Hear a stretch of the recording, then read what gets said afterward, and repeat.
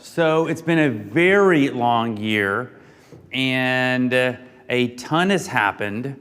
And so we are going to go through all 440 enhancements over 14 releases that have happened. And I've calculated this and practiced it several times. It takes 4 hours. I hope you took a bathroom break beforehand, because no one's coming in and no one's coming out. No. All right, I'm just joking. All right. Yeah, there we go. So there's literally been 440 enhancements.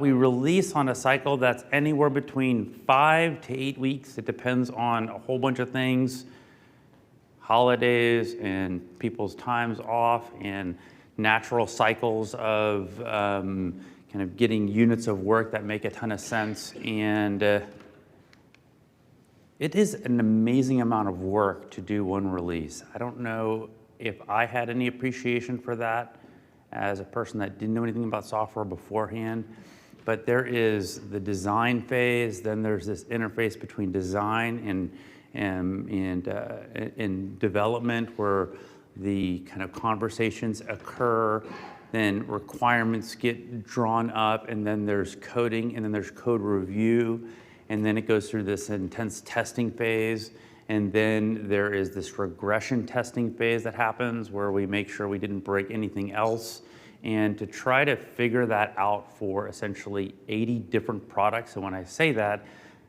every system is configured differently. And so it's just, it is kind of mind-boggling that we have created this engine that just is on this cycle and that we get through it. And so it's wild.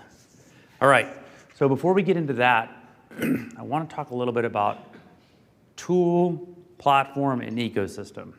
So we talk about, oh, if I just had a tool, wouldn't it be great? Or KaiNexicon is a tool. And then you'll hear us use the word platform sometimes when we describe the product. And then I want to talk a little bit about ecosystem. So my definition of a tool is something that has a single use, right? A hammer, I mean, you can use a hammer some different ways, and you can do different things, but you kind of get it. I mean, a hammer really is to hammer in a nail, and that's pretty much what a tool is. And so if you look at the history of KaiNexus back in its infancy, it really did one thing. It could do a Kaizen suggestion system. It was all bottom up. And then we showed people the tool, like, oh, here, check out this tool we made. And you folks looked at it and went, oh, okay, cool, but this is great, but I also want to be able to do this. I wanted to be able to do my top-down work, my project work.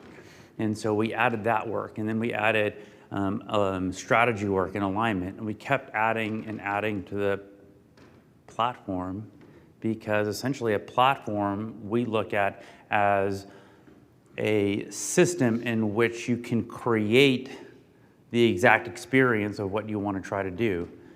And in around 2018, 2019, we started to move into getting into the ecosystem. And so as what we mean by that is getting into the fabric of all the other pieces of technology that you're using. So we're going to talk about how do you connect one system to another. And the more you can get into an ecosystem, the more value you can create and the more seamless the experience can be. And so that is essentially this kind of arc that we've been on over the last 10, 11 years. And we're probably somewhere between platform and ecosystem, and that's probably where we'll be hovering. So you'll hear us talk a little bit about that. Sometimes we use the word app. We try to correct ourselves, and you'll hear us mostly talk about platform. All right, let's see what happens. It works. So 2019 was the last time we talked to everybody about the year in review. 2020, we started to theme our years in 2020. And so 2020 was the year of API and mobile. And in 2019, when we sat on the stage, or when we sat, stood, walked around, did jumping jacks, and we all gathered, it was really clear that people wanted a lot more API functionality, and they wanted a lot more mobile. So what is an API? An API is just a way for two computer systems, two pieces of software to talk together. And in 2019, we basically had one API, and it was related to SSO. It was related to managing your passwords and user management.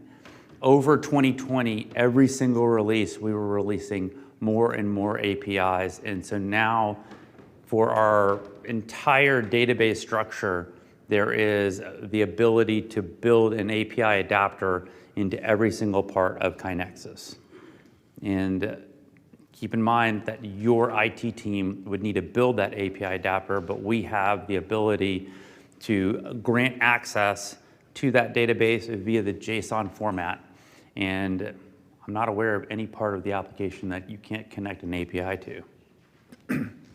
Mobile was the other thing. It's funny, Mark Rabin sent out a video about 4 weeks ago or 4 months ago, who knows now, and he showed us a video of what the mobile application looked like in 2012, and I looked at it and was like, wow, that thing looked really old, and then I thought to myself, wow, that pretty much is what our mobile app looked like in 2017, because we had not done a lot to our, I mean, you remember, Volker, you're saying, like, we didn't do a ton of work. It was a one way, you could put an idea in and that was it. And so it was really clear it was time to start working on our mobile experience. And that work to go two-way, where you could put something in, you could retrieve it, you can engage with it, was a massive amount of work. People didn't realize, but every single release in 2020, we were doing something behind the scenes to allow that to happen.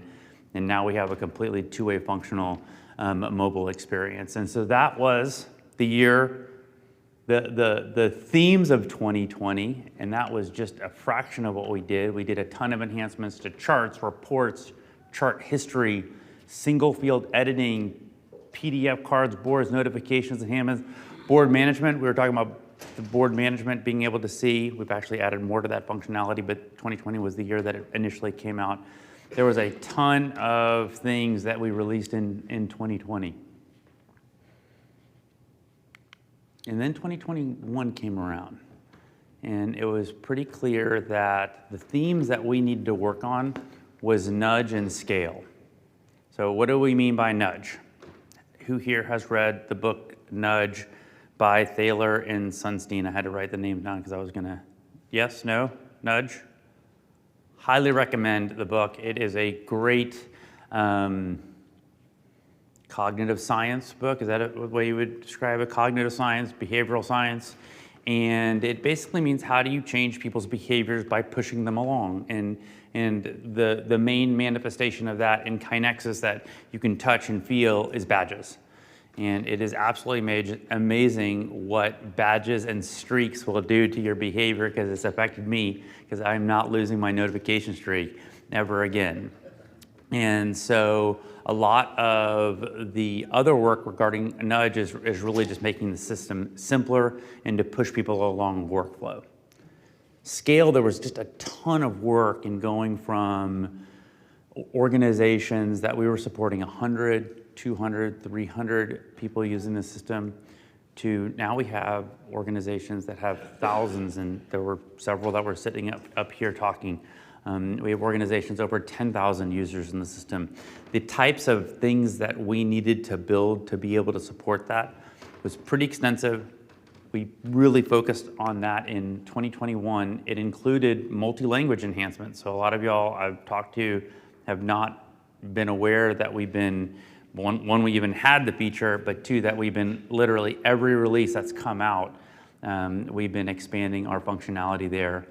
We now have universal badges, and we'll talk more about universal badges, but they initially came out in, I should say they didn't come out. We did all the work in 2021. They came out right at the beginning of 2022.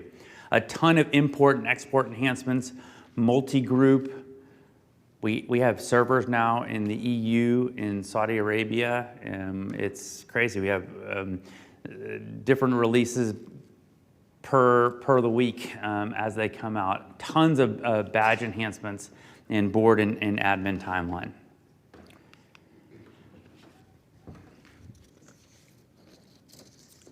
But the real big thing that we did as Paper Falls was 3.0. So we realized about halfway through 2021 that we were moving into much larger conversations, into much larger deployments, and we had some technical debt that had just kind of built up and was really kind of fundamentally embedded very deep down into the system. And so y'all probably realize from about the summer of 2021 to January of 2022, we did not make any releases. We literally pulled the car over, took out the engine, rebuilt the engine, and while we were doing that, we decided, well, let's go ahead and redo the model and give it a new paint job and fix all the dents and cracks on it. And this was just a massive, massive project, 3.0. Oh, there we go. It was a massive, massive project. And we were doing that, the last time we went from a major release from 1.0 to 2.0, we literally took 6 months and moved a customer over one by one, week by week. And we did this all in one fail swoop from one day to the next, had to make sure everything worked. And it was just a massive, massive effort. It was hard to really describe on our end the amount of work that went into getting 3.0 across the finish line, and the amount of critical bugs that came out with it was tiny. I just was incredibly impressed with our team with regard to that. We spent more people hours developing 3.0 than any other prior release than we had, and that included the 1.0 to 2.0 change. And 2.0 took us a year and a half to do, and we did that in 6 months. It was just because the team was that much bigger. So I want to talk just really briefly about some of the things that happened in the 3.0 change. We took a lot of things that were embedded as rules at the workflow level and pushed them down at the template level. It's one of the major reasons that you really want to go through or you need to go through an optimization review to rethink your workflows, because we now have the ability to name your workflows. Workflows are far more a tag than they are something that relates to a bunch of rules that kind of come along for the ride. You can configure your icons for your workflow now. You are no longer embedded into the project improvement, task chart, and incident workflows. All those kind of rules have been taken out. They're at the template level, so you can name your workflows to be much more in line with what you're trying to accomplish in the system. You can pick your icons that you want to be associated with it, and then you can pick the team type that works the best with those workflows. So if you're in the old vernacular, which is the way I kind of think about it, you can say, oh, I really like the project team type or the improvement team type, but we have different names for those team types, and you can basically insert whichever team type you want on your template. You can pick your name for your workflow, you can put the icon there. No longer are any of the nesting rules applicable. You can completely figure out what do you want, what type of templates do you want to nest under those templates. You can configure all of your tabs of which types of lists you want. You can do no lists, you can do one list. There's just the configuration options are far more configurable. I think we heard that. KaiNexicon is pretty configurable. You can also do a lot more with your role permissions, granting role permissions exactly as you want them. You can do that at the template type level, or you can do that at the workflow level. And when you can set your workflows to be consistent with what your improvement work is, it improves your reporting and your permission kind of paradigms way better. I'm sorry, your reporting and your filtering paradigms way better. So people that know a lot about KaiNexicon realized that there was basically about 24 things that just had to be rebuilt on the engine. We rebuilt all those, threw the engine back on, and in the meantime, we did the paint job on the outside. But I thought I would like to show you the very first version. Jeff and I were prepping for this, and Jeff was like, you should show them the first version of KaiNexus. So this is literally one of the very first, this would have been like in 06, 07. This is on a whiteboard, if you can believe it. When Matt and I, we were designing KaiNexus on a whiteboard and drawing things out. You can see this is basically your item section, right? This is a list. This is how we envisioned if something was red, author. Yeah, you seeing the parallels here? This is what KaiNexus looked like in 2012. There were no boards in 2012. This was the page that you landed on in 2012, if you can believe that. Just an item list, and then you clicked on the item, and then the work panel. This is pre-you, Mike. I don't think you ever saw anything like this. Yeah. Yeah. But this is what KaiNexus looked like right before we released 3.0. Right, this is the left nav bar that we all know and love. The very boxy look and feel. And this is where we took, there was literally every single pixel in KaiNexus was redone. Everything was, I mean, it was, if this was a car, it was like literally taking off the outside of the car and then putting a complete new car on. I think it provides a much cleaner look and feel. 3.0 UI? Yeah? Yeah?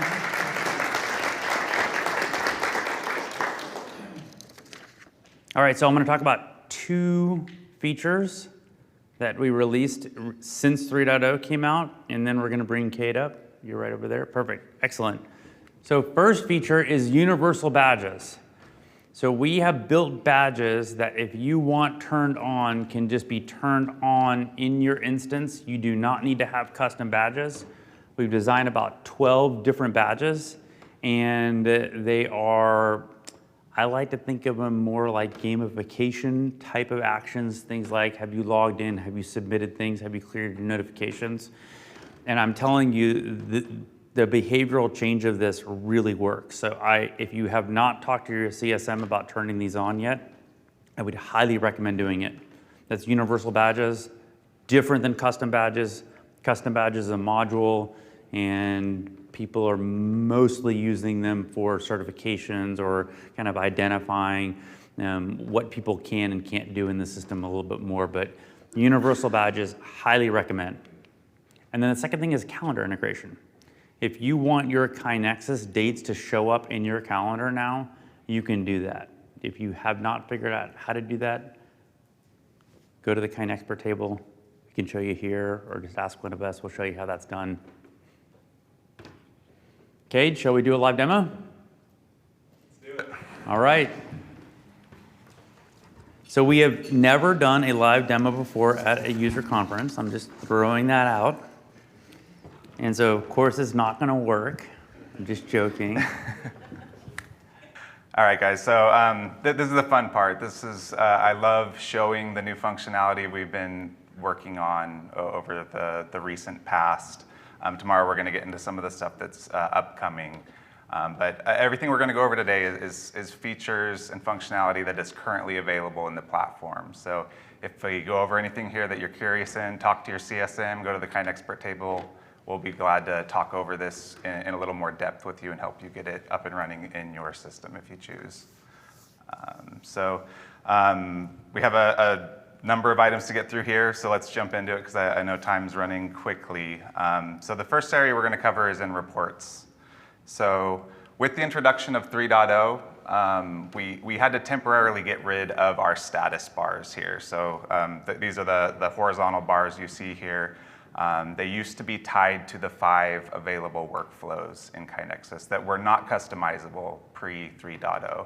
So with the introduction of customizable workflows in 3.0, We kind of had to take that out of the platform for a little bit and then kind of revitalize it, make it a little smarter, and now we have customizable status bars in the report section.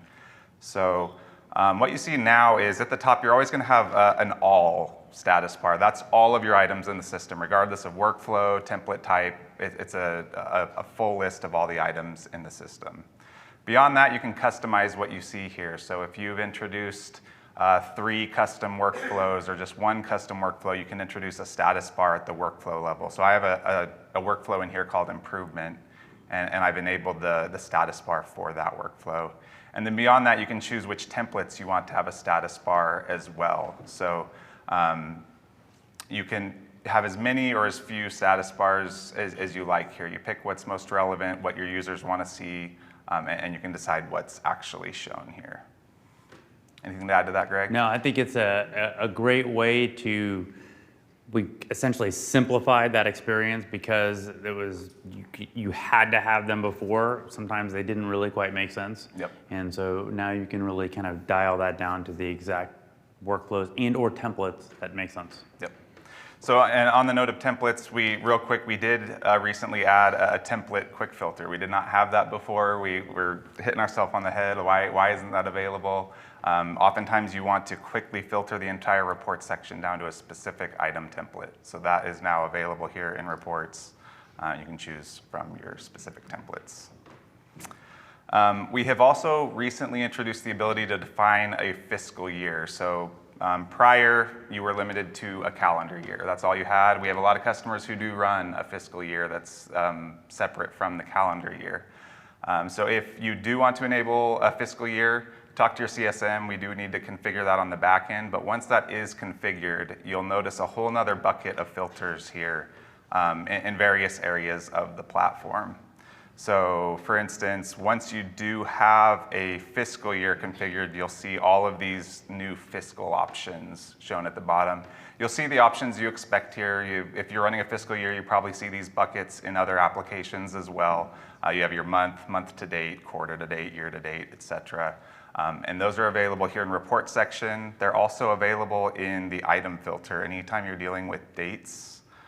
So if you pick, and I'll pick archive date, it's probably a terrible example, but, and then you go to custom, you'll see those predefined, or you'll be able to pick from those fiscal year buckets there as well. Okay, so the next feature, I love this new feature. It's kind of the first phase of our, what we're calling capacity planning. Kim and I have talked to a lot of you about capacity planning and where we plan to go with that. It's going to be a 3-phased approach for how we release capacity planning. We've currently released phase 1 with 2 and 3 to come later this year. But this first phase is very cool, and it's laying the foundation for what we plan to build in the future to continue this on. So the way this works is if I'm creating an item or anytime I'm working with the team, basically, let's say I'm submitting an improvement, I'm going into active status, I want to define a responsible person. So prior state, you had to know who this person was. Mm-hmm. You had to be able to search for them. You could possibly drop down the field and pick, but there was no way to kind of search for a person based on some predefined info that you have. So now what you can do is you can click on this user search option whenever you're in a team designation field, and that pops up the user search window. So let's say I know I need a black belt. I know I need someone that has their black belt certification. I can then pick that under titles. You can use any of the 4 user attributes we have available in the system. Those are all customizable as well. So we use, titles, certifications, et cetera. You can change those to whatever you like. However you want to filter down your user base, you can do that. Let's say I know I need a black belt, and I know that they're probably over here in accounting somewhere. So we've seen that narrows down my list from the 4 black belts I have at my organization. I know they're in accounting. I now have 1 black belt in accounting. Looks like Harold's our guy. So I can go ahead and check him, save that. It'll automatically add that person to that field for the team designation. If you're in a multi-select team field, for instance, collaborators or followers, you can multi-select on that screen as well, and it'll add all those users here all at once. Greg, anything to add there? And I think that we started to think about capacity, and then we realized if the person has the capacity, first you need to know who the person is. And so really we're trying to answer the question, who am I looking for? And that's really where this entire functionality originates from. So who is the person? Once you find that person, we'll get into further phases of capacity. Yeah, so the phase 2 and phase 3 of capacity planning are going to be additions to this user search screen that we're seeing here. You'll be able to easily see what they're currently working on, what they'll be working on in the future, and then phase 3 will be the ability to add a unit of measure, or what their capacity is at any given time and how much of that capacity is currently being used. All right, so actually let me create an A3 here real quick. So we're going to call this, let's see,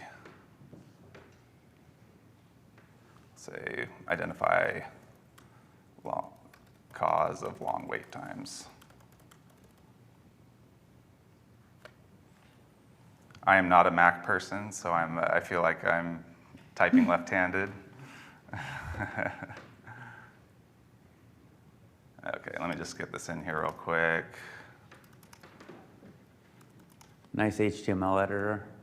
Hey, we're not there yet, Greg. Come on, man. Sorry. Sorry. So let's go ahead and create this guy.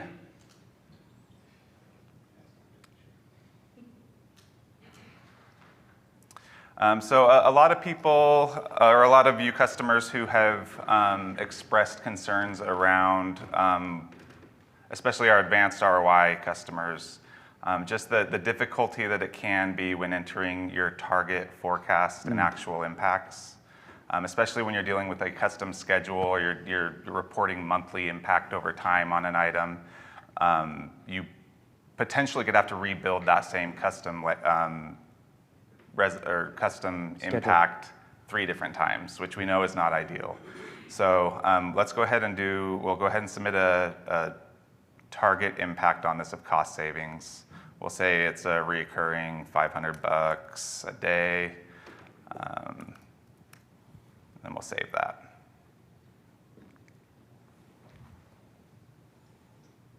So this is a simpler impact. We could get much more complicated here, which would exacerbate the problem. But what we can do now is once I have my target or any impact type in here, when I go to the other impact type, so maybe I'm doing my forecast or my actual resolution, we now have the option to add the values from that other bucket. So if I had a really complex schedule of target or forecast impact, and I just want to start there, I can now hit add target values. It will load in all of that information there. And then from here, I could make any subtle changes that I may need to do before saving it and completing the item. So that can be a huge time saver. And that'll work with all 3 of the impact types. Anything to add here, Greg? Whether you have a range or whether you have a custom schedule where you built out, a lot. Yeah. I mean, this is just all click friction, just making this simple. All right, so we'll kind of continue down the life of this A3. A lot of you have expressed concerns with your print settings and the ability to actually print stuff out of KaiNexus and make it look good for all your users. Oftentimes you have to tweak the settings a little bit. Since KaiNexus is so customizable, it's not a one-size-fits-all type situation. So you need to change the settings of how an item prints or a board prints, etc. Prior state, there was no way to kind of save those settings and publish those print settings across your organization. Now we can do that. We can do it both at the item level and we can do it at the board level as well. So let's go through the items first. So if you are a quality admin in KaiNexus, which is a role level permission, when you go to the export option, you'll see this default print settings option.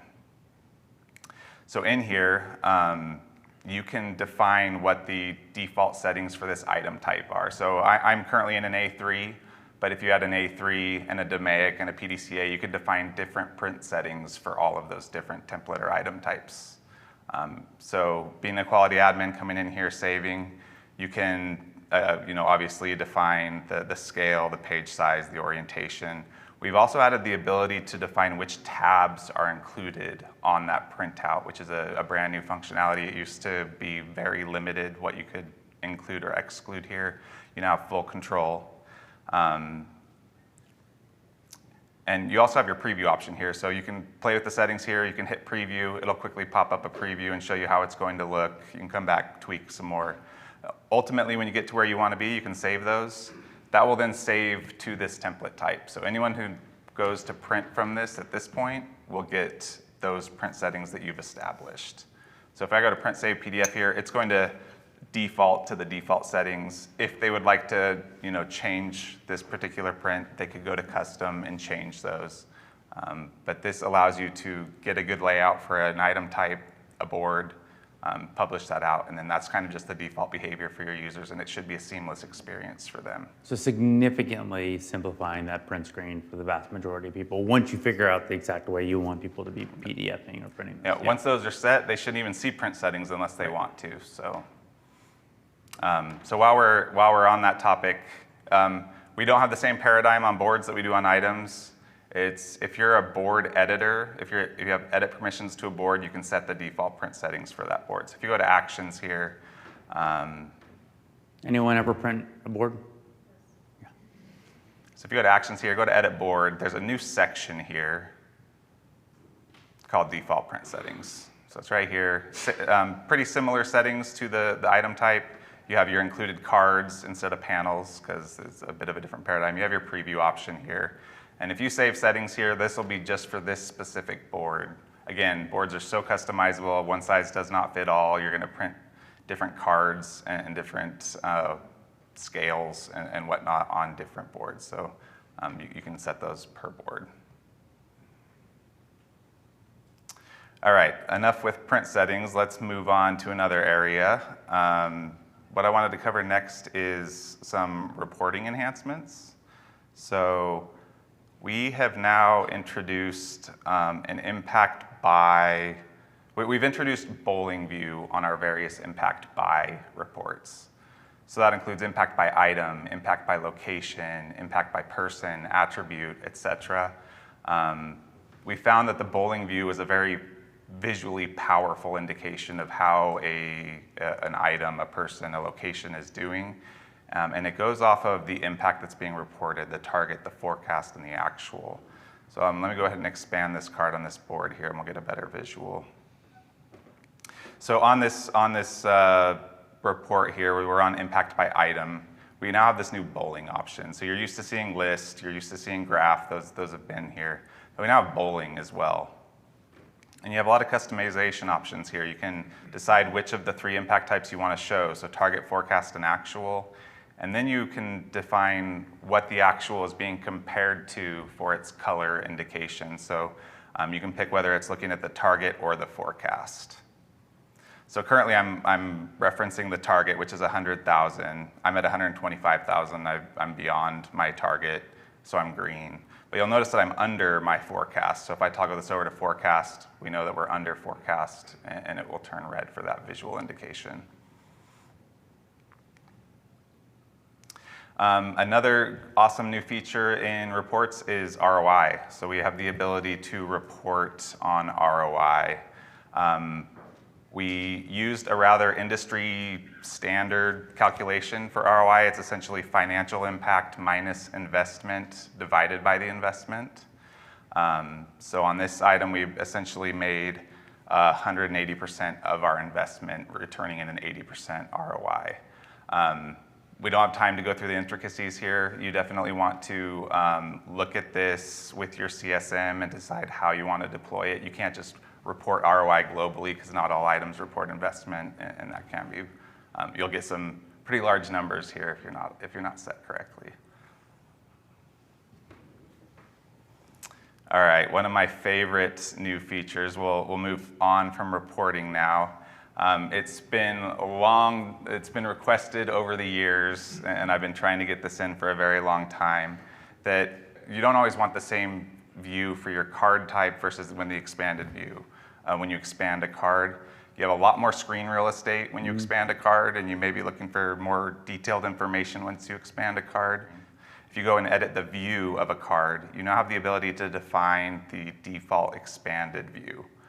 So you could have a card, for instance, that's shown in detail view, but then when you expand it, you're now showing a list view, which you can, customize the columns and show different information. You have a lot more real estate to work with. I'll give a clap for that. I really like that one. Yeah. Yeah, really like that feature. It's been a long time coming. I'm glad we were able to get it in there. All right, Maggie's new favorite feature, activity feed. So what activity feed allows you to do is basically create a feed of activity that's happening in the system, for lack of a better term. You can come in here, so there's a new option under your add button called activity feed. And when you do that, you have the ability to define which activity you want to hit this card. So we're seeing our default options here. So when an item is created, any status transitions that an item goes through, comments, comment replies, etc. You also have your item filter and your people filter, or your user filter, to even further filter down what actually hits this card. And you have the ability to pick additional activity here as well. So it's in 3 buckets: your common activities. You can even bring in milestone and escalation and chart data updates. You can do team updates, etc. And then you define a date range. So how far back do you want this activity to show on this feed? Default's 30 days. You can take it down. Maybe you only want the past 24 hours, and you just want like the most recent days worth of data. And what that'll do is whatever activity is happening in the system that meets that activity and filter criteria is going to hit this card, and you'll just get a constant stream of activity that's going on in the system. I have a My Activity card here, and then I also have a Team Activity card here. So I can see what I'm working on, and then I can also see what my team is working on. Has anyone configured activity feed? I think there's going to be a ton of use cases for this. I think you could do it at the individual level. This could be an interesting thing to put on the My Board. It could be at a team level. Let's say you have a board that's designed for certain types of milestones or certain kind of escalations or some other type of activity. You could show that. This could be on an executive board, so they could get some insight and they can go in and comment on things. I think that this is one of those features that I think in a year from now, everyone's going to have figured out lots of really intriguing new ways to have used this. This is really powerful. So speaking of really powerful, Greg, we now have card stacks. This might be my favorite feature. Again, long time coming. It's been asked throughout the years over and over and over again. The problem we are trying to solve is you have limited screen real estate on a board. You have anywhere between 1 and 5, 6 columns now, but when you're showing that and displaying it on a TV, for example, at a Huddle, you need to keep the cards large enough to see, and screen real estate is really at a premium. So we wanted to introduce a way to capitalize on the screen real estate while making it easy to show more information. Maybe on a team Huddle, you cycle through a number of cards, number of item lists, number of priorities, etc. We have now introduced the ability to stack cards on top of each other. So the way that's done is if you just click on a card and drag it over another one, it will highlight over that card, and you can drop it there and stack it. So now that card I just dropped here is the 3rd card in the stack. We can see we have 3 cards in this stack. And when you hover over the header, you can then cycle through those. So what's the difference between a Hippo and a Zippo? One's really heavy and the other's a little lighter. And now I was like, dad jokes a little weird. What do you get from a pampered cow? Spoiled milk. And then finally, our overdue tasks. So you can see that those are stacked. You also have quick navigation through those. So if you hit the little arrow in the top left corner of the card, you can quickly hop from one card to another. You have all of your stack options here in the stack submenu. You can unstack cards, you can delete the stack, you can push cards forward and backwards and reorder the stack, etc.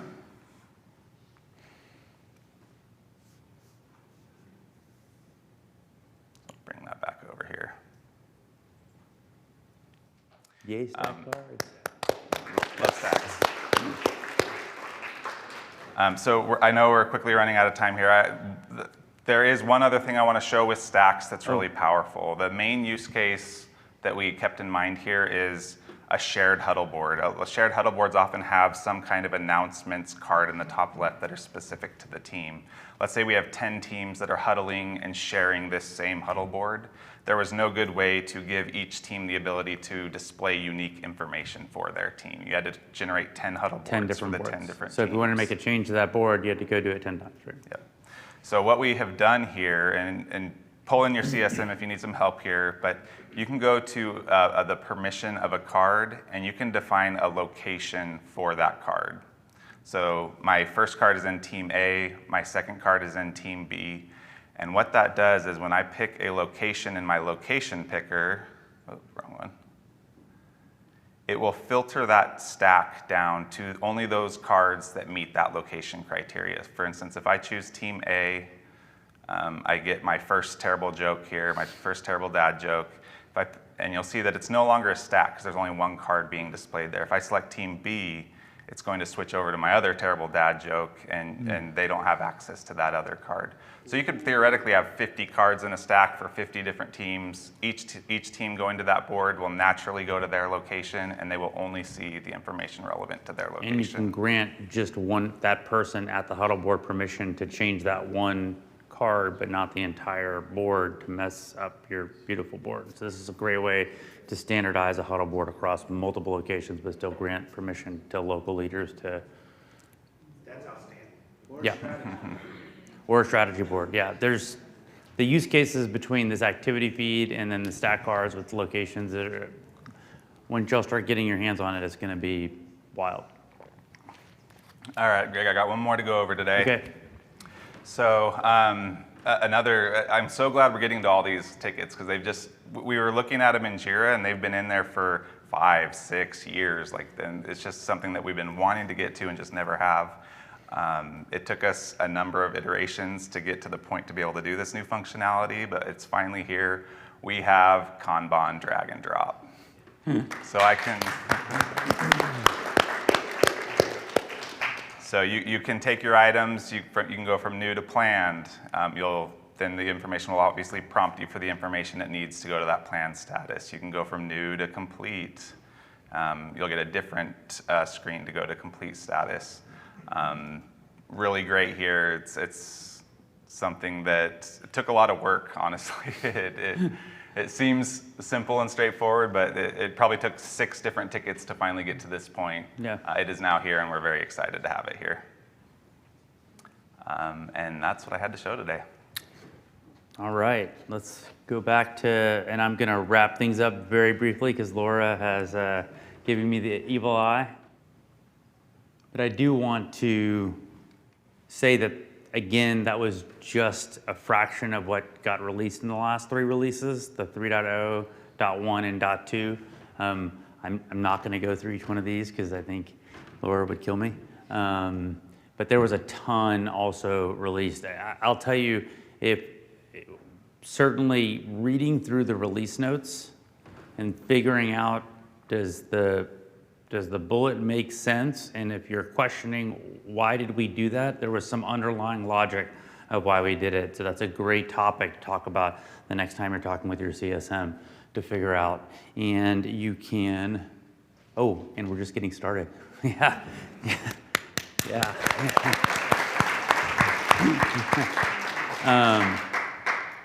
You can check out the updates on the bottom. When you go to support.KaiNexicon.com, if you ever want to know about an update, it's on the left-hand side.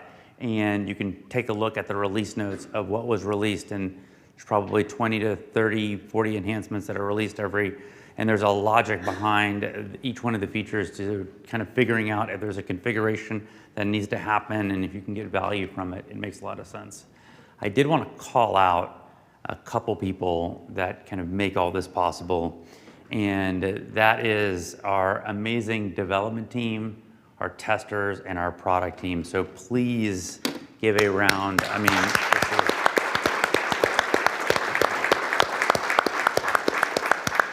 great. So that was the year in review. And thank you very much. We will see you next door for the product huddles. And hopefully we'll see you out tonight at dinner. Okay. Thank you.